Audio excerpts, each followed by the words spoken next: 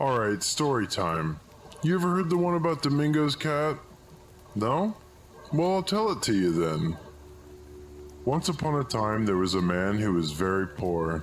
He was so poor that he had to sell one thing after another to get food to keep from starving. After a while, there was nothing left except the cat. He was very fond of his cat, and he said, "Oh cat, let come what will, I'll never part with you. I would rather starve." And the cat replied, "Oh good Master Domingo, rest in peace. You will never starve as long as you have me. I'm going out into the world to make a fortune for us both." The cat went out into the jungle and dug and dug. Every time he dug, he turned up silver pieces. The cat took a number of these home to his master so that he could purchase food. The rest of the pieces of silver he carried to the king himself. The next day, the cat dug up pieces of gold and carried them to the king. The next day, he carried pieces of diamonds. "Where do you get these rich gifts? Who is sending me such wonderful presents?" asked the king. The cat replied, "It is my master, Domingo." Now the king had a beautiful daughter. He thought that this man Domingo must be the richest man in the whole kingdom.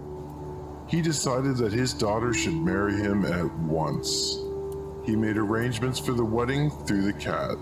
"I haven't any clothes to wear to the wedding," said Domingo when the cat told him that he was to marry the daughter of the king. "Never mind about that.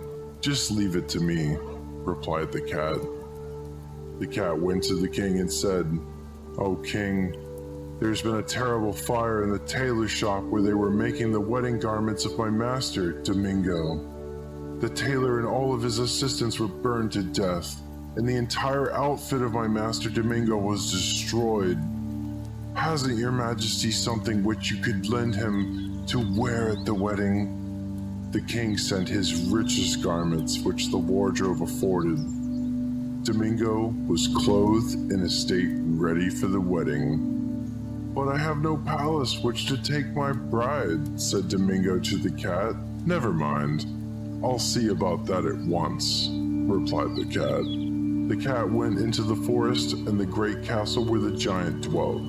He marched straight up to the big giant and said, "Oh giant, I wish to borrow your castle for my master Domingo. Will you not be so kind as to lend it to me for a little while?" The giant was very much insulted. "No, indeed, I will not lend my castle to you or your master Domingo or anybody else," he shouted in his most terrible voice. "Very well then," replied the cat. He changed the giant into a piece of bacon in the twinkling of an eye and devoured him on the spot. The palace of the giant was a very wonderful palace.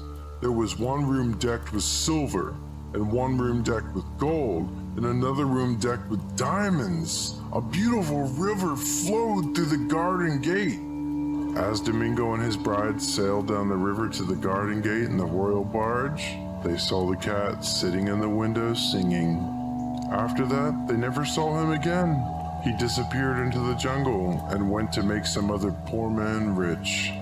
Perhaps he will come your way someday. Who knows? Quem sabe, they say in Brazil.